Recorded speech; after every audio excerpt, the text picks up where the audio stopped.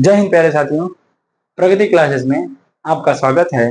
हालांकि कल आप लोग के सामने हिंदी की नहीं, कल नहीं, आज नहीं गई ना, इंग्लिश हिंदी की क्लास, एक क्लास नहीं गई। उसके लिए कुछ कारण होगा, कुछ रीजन होगा, इसकी वजह से नहीं गई। तो अब जाएगी, कंटिन्यू है अभी ना। हम लोग ने कल उस दिन पढ़ के क्या छोड़ा था कि संप्रदान संप्रदान तत्पुरुष समास पढ़ के हम लोग ने छोड़ा था। आज हम लोग उसी क्रम में आगे बढ़ेंगे और देखेंगे कि क्या होता है संप्रदान तत्पुरुष समास।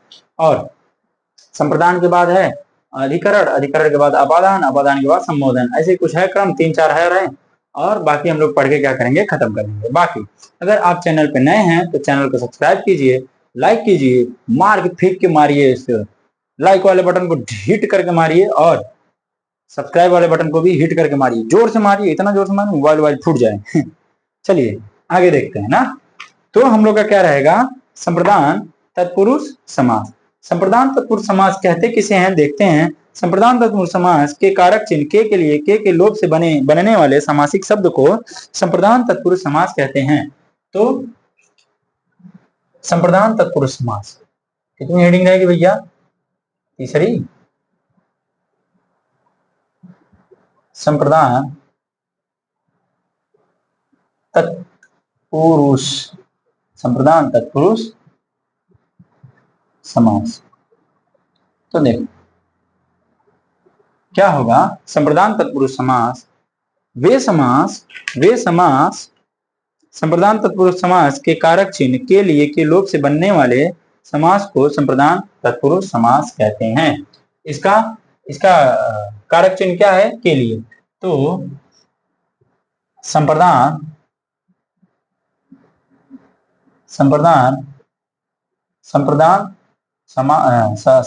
कारक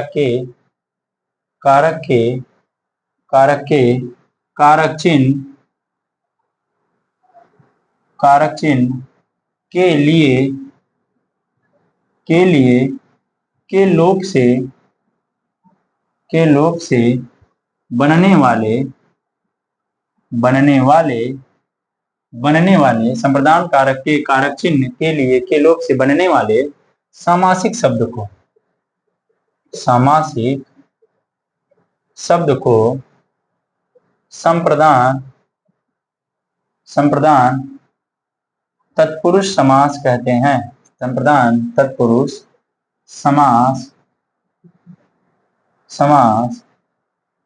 कहते हैं। ठीक है, इसका एग्जाम्पल लिखिए।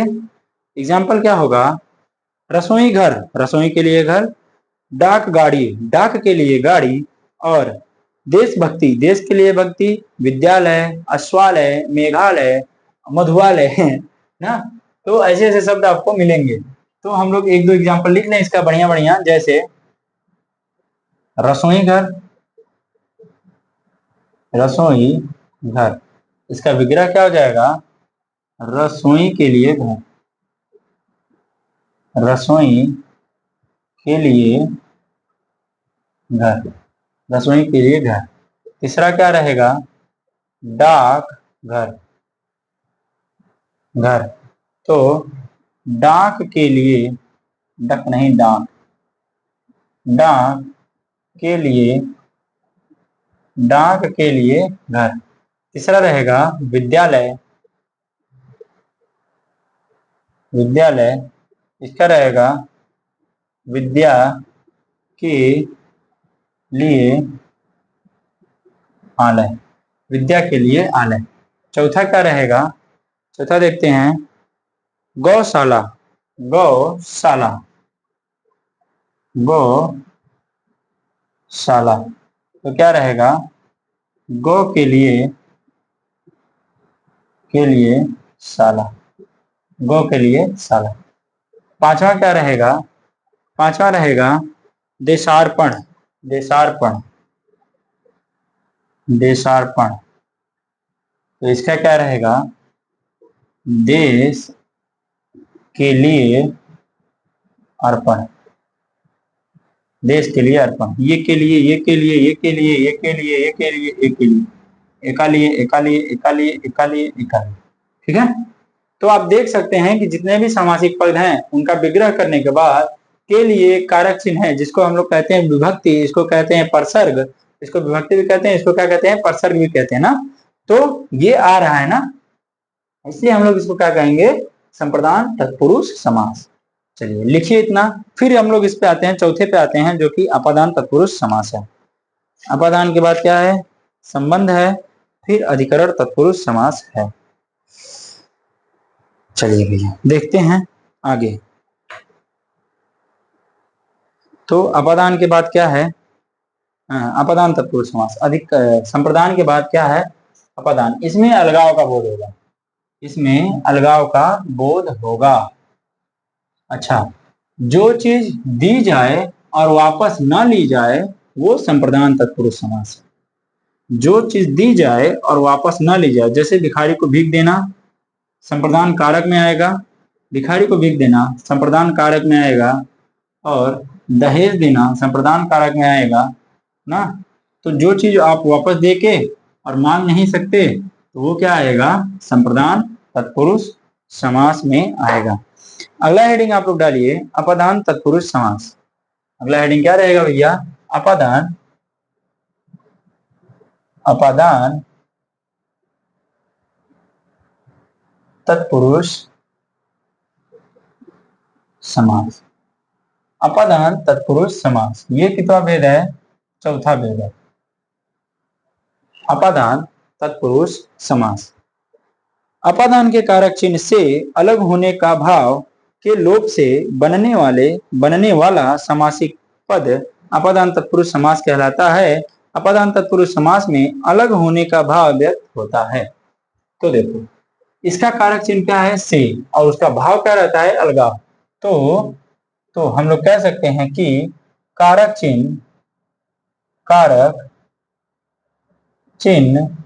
कारक चिन्ह के लिए से इसका भाव क्या रहेगा, अलग, अलग होने के भाव, अलग होने के भाव से, अलग होने के भाव से। तो कारक चिन्ह से किसी वस्तु का से क्या कह रहा है, से के लोप से बनने वाले समास, के लोप से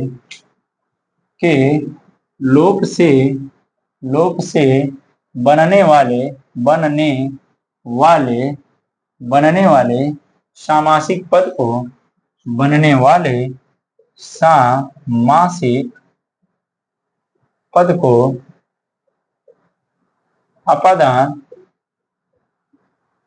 अपादान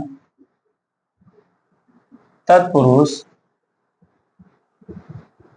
समास कहते हैं। ठीक है, तो इसको अपादान तत्पुरुष समास कहते हैं। और अपादान तत्पुरुष समास में अलगाव की भावना व्यक्त होती है। ठीक है, अलगाव की भावना व्यक्त होती है।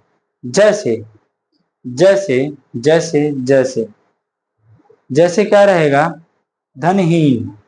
तो पहला क्या रहेगा इसका, गरीब। पहला क्या रहेगा, धनहीन।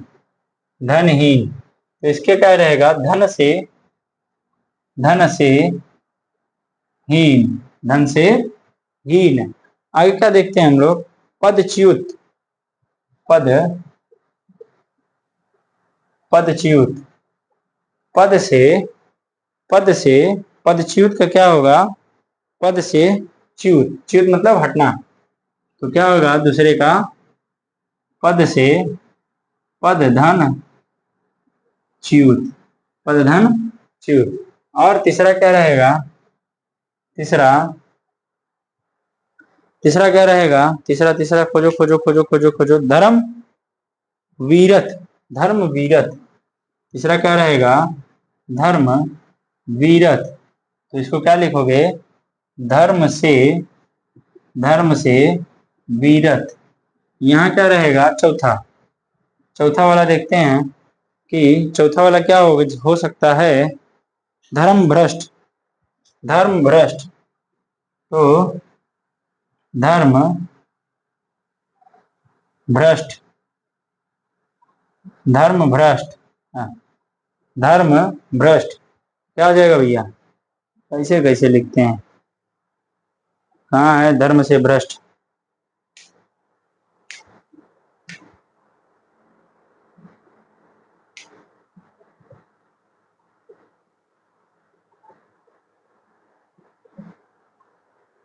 धर्म भ्रष्ट, अरे भैया, हाँ है, धर्म भ्रष्ट है, भ्रष्ट है, भ्रष्ट,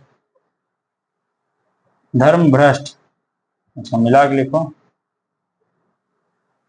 धर्म भ्रष्ट, इसका विग्रह क्या होगा? धर्म से भ्रष्ट। ठीक है, तो आप एग्जाम्पल लिखिए, बाकी आगे चलते हैं, आगे देखते हैं क्या होगा। अगले कारक पे आते हैं हम लोग। अपादान में अलगाव का ही बोध होगा, कहीं भी आपको अलगाव का बोध दिखेगा तो आप अपादान आंख बंद करके मार दीजिएगा और ये सही हो जाएगा। आते हैं पांचवें पे। पांचवा क्या कह रहा है कि संबंध तत्पुरुष समास। संबंध तत्पुरुष समास क्या कह रहा है कि यदि कारक चिन्ह का के की के लोप से बनने वाले शब्द, क्या हो पड़ा था, चल देखते हैं।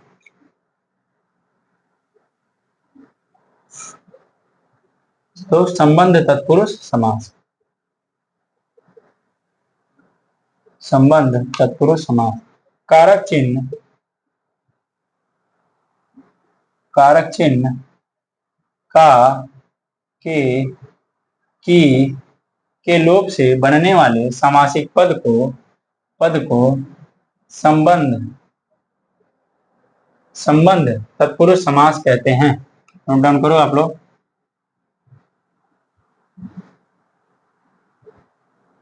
नोट डाउन करो हाली हाली।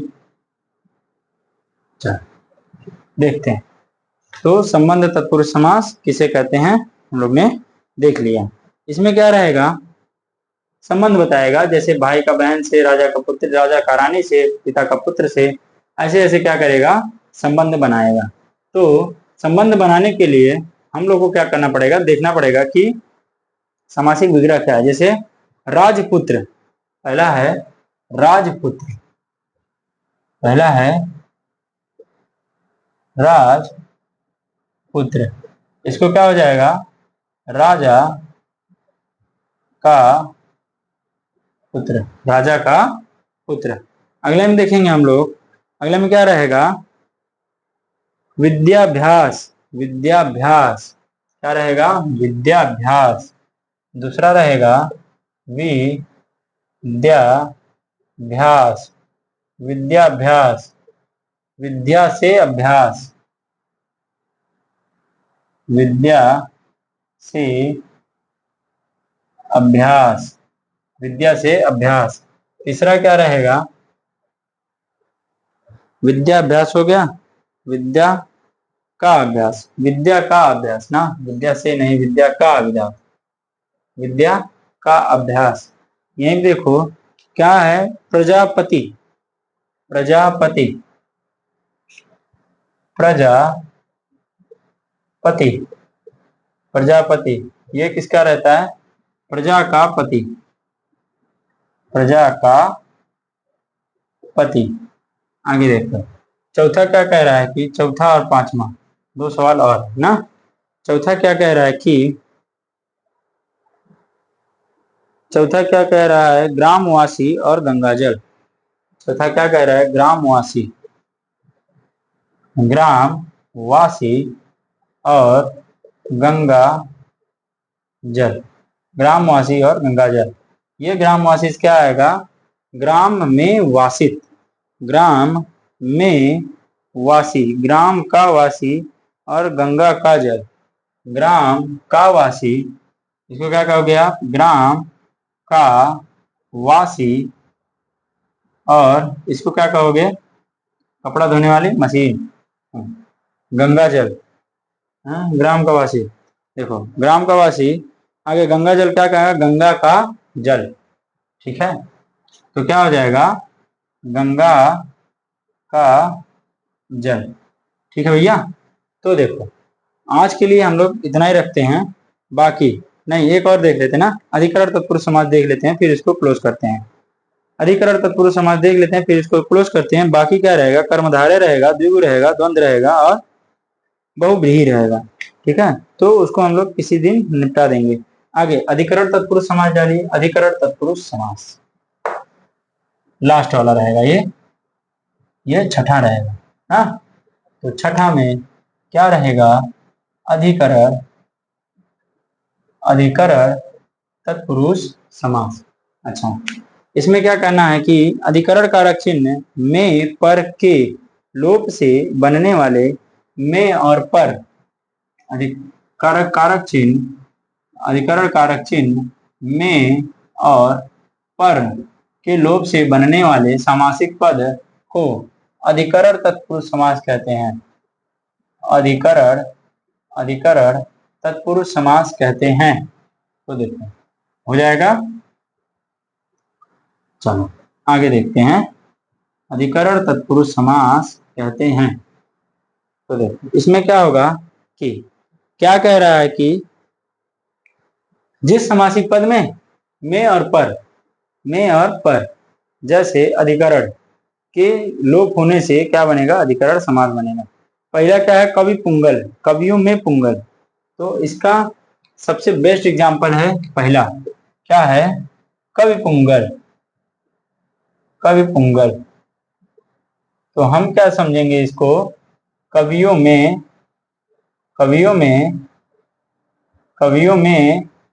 पुंगल, कवियों में पुंगल। तो कवियों में पुंगव, कवि पुंगल नहीं पुंगव, ये वह है ना, कवि पुंगव और कवियों में पुंगव। पुंगव का अर्थ क्या होता है, लिख लो, श्रेष्ठ। पुंगव का अर्थ क्या होता है, श्रेष्ठ। अगला क्या देगा, देशाटन, देश में अटन। दूसरा क्या रहेगा,